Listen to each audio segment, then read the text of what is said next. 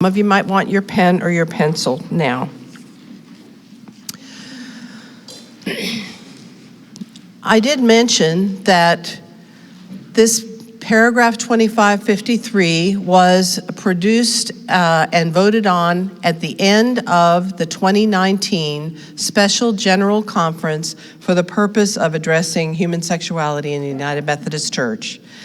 And the reason it came about originally was that split vote, 53 to 47%, 53% for the traditional plan, 47% not supporting the traditional plan, indicated immediately right there in the room that there were people, a lot of people, who did not support the position of the United Methodist Church with the traditional plan.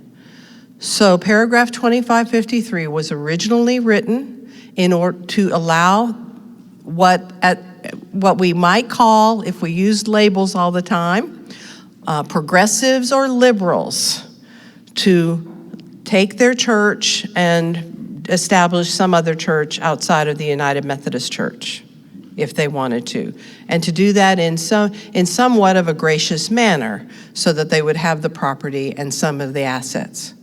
Well, as I also shared in the videos, other things have happened. Other concerns have been added to the concerns that persons had at that time. And those who do not identify as progressive or liberal, but may identify as traditional or conservative, also began to ask the question whether they could have the opportunity to disaffiliate from the United Methodist Church with the same conditions as paragraph 2553 allowed. And the Judicial Council was asked to determine whether that was possible. And now I'm going to show you how they determined it was possible, because I had to ask a lawyer who is an associate of the Judicial Council to tell me how it was possible, okay? And I'm telling you so that we're all on in somewhat of a same page. Now, the italicized words from paragraph 2553 on the bottom of page 9 are not the whole paragraph. So if you want the whole paragraph, it is available to you. You can find it online. You can easily find it on the webpage for our conference. But this portion is the portion from which every church that votes in Oklahoma must determine what their ballot will say. What are we voting on, okay? Here's what the Judicial Council said. Now, this is how I did it. I hope it makes sense to you. If you started that last sentence, and I underlined twice the words, for reasons of conscience regarding, because I'm going to say those things 3 times, okay?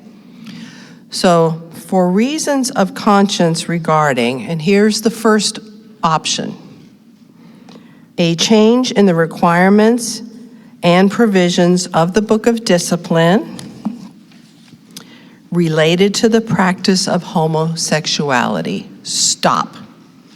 That is a reason that a church or could vote to request disaffiliation from the United Methodist Church. Now, given that the United Methodist Church currently has the traditional plan as in our Book of Discipline, those reasons of conscience would be regarding the requirements and the provisions regarding homosexuality would tend to be for the progressive or liberal side of the church. They would say, we are not for the current position of the United Methodist Church. That's why we're voting on this, okay?